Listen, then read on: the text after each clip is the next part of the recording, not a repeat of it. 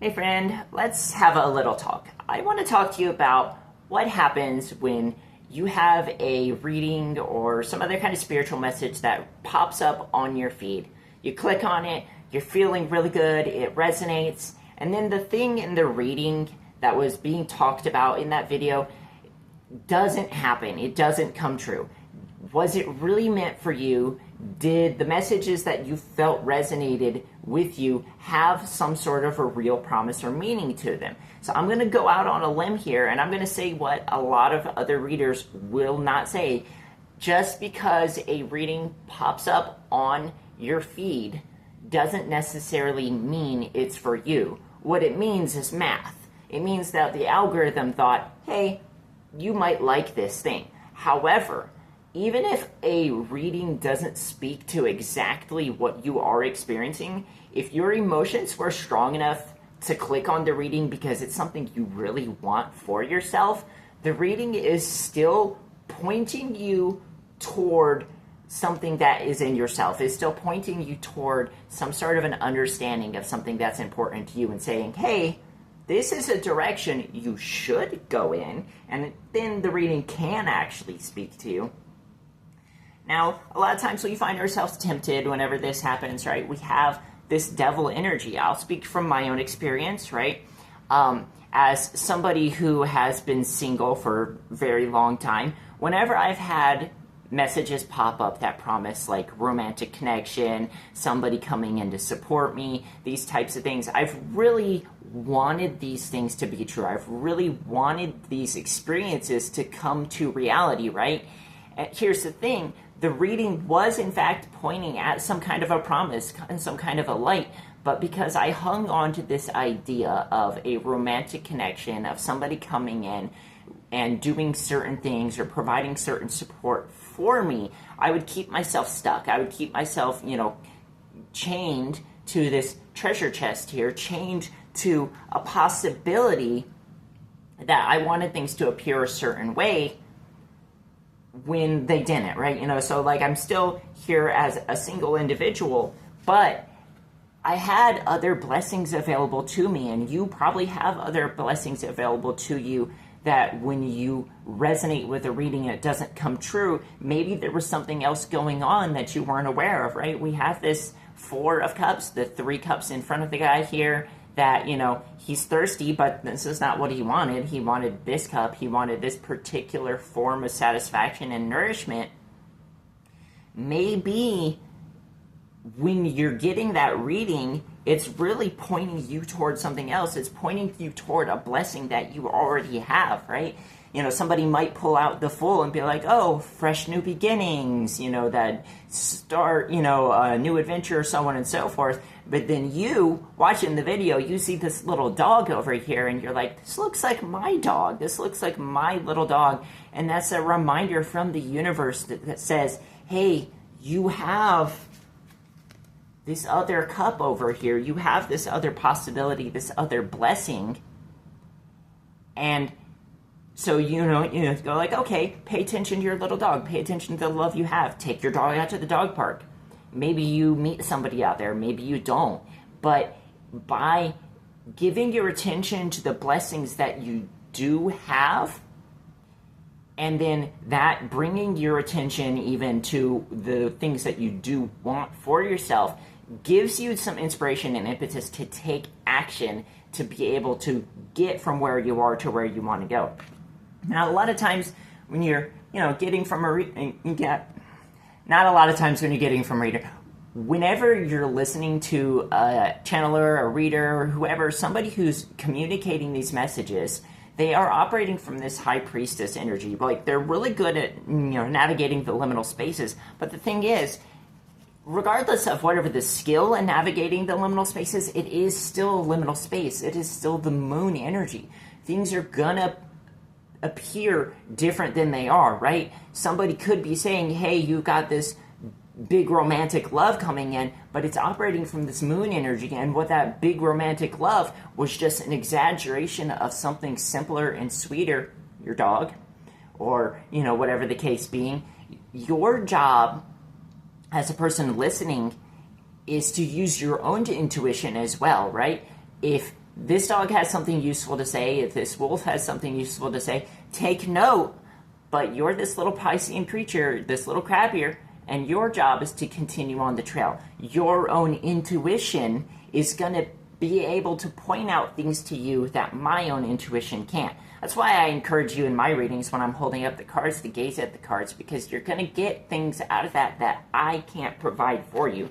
Okay, so let's go on and talk about this passion, right?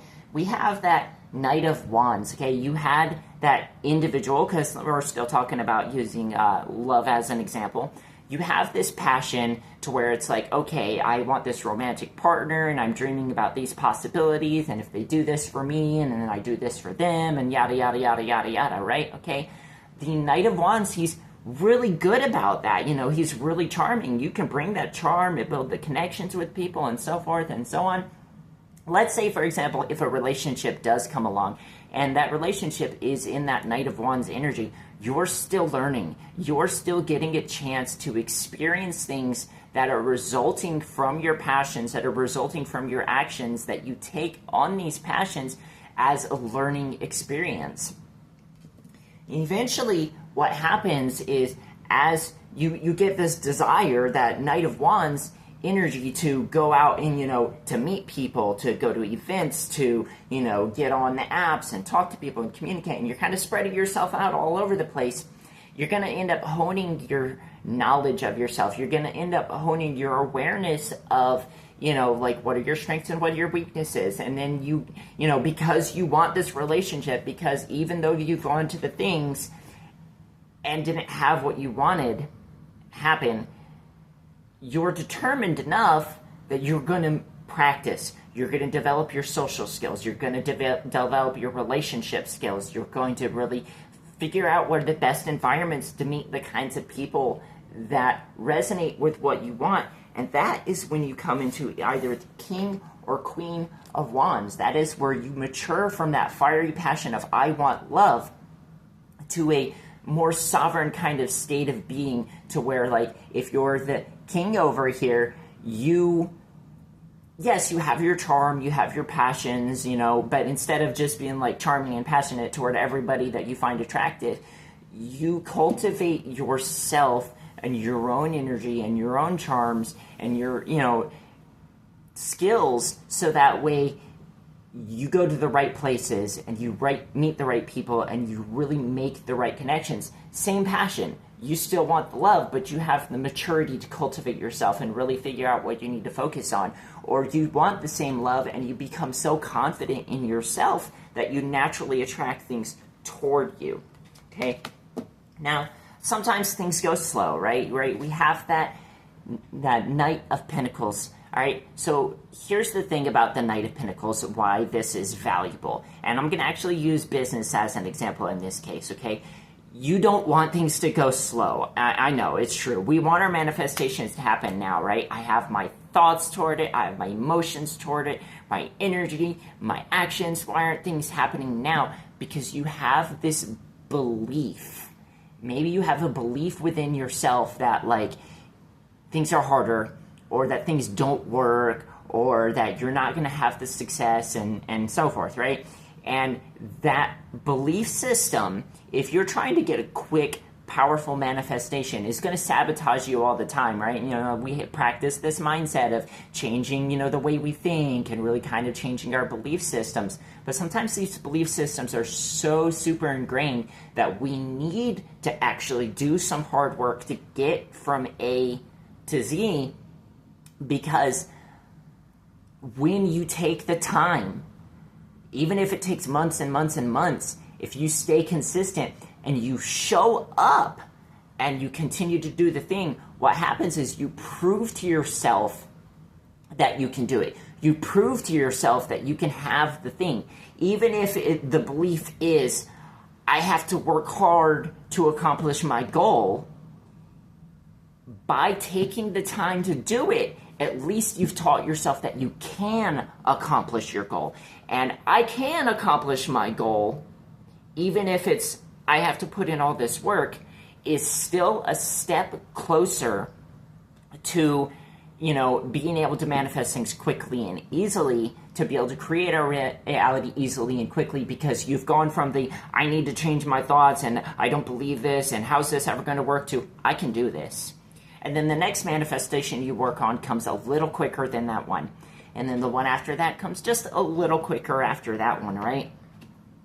And, we're going to have challenges along the way. We're going to have things that really help us to develop and practice our skills, right? And that is why that Knight of Pentacles is valuable, because when you learn that you can, because of the hard work, that becomes your baseline. When you develop the skills because you have overcome challenges, that becomes your baseline. You don't have to work your way up from where you're at now, not feeling like you're successful, not feeling like you're prosperous, not feeling like you're connected and loved, to instantly being like, I am love, and like I'm ignoring my reality and all that.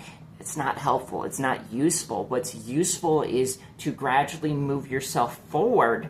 So instead of going from here to here, you're going here to here to here to here, so on, right? That progress is going to build a more solid, more reliable thing, so that when you get really good at it, it's not, I have to hype myself up. Your baseline's up here, okay? And, I'll use that example of love. I've had relationships in the past that have taught me valuable things. I've worked on communication skills. I have, worked on connecting with people and valuing people, but I've made mistakes. And those same mistakes taught me the things that I need in order to be a more effective partner in the future. So, you can look back at a past relationship and say, I'm upset, I'm unhappy that things didn't work out. Or you can look back at those good moments in the relationship and how you felt, and you can be like, hey, thanks for teaching me how to feel good. Thanks for teaching me how to be a more loving individual. And if you work on what it means to be a loving individual, and you work on the energy to attract something toward yourself, there's two things that can happen. Either it doesn't come true, but you feel good now because you've developed this loving energy in yourself, or you feel good with somebody else. But this is pretty good. All right, friends. I hope this is helpful for you.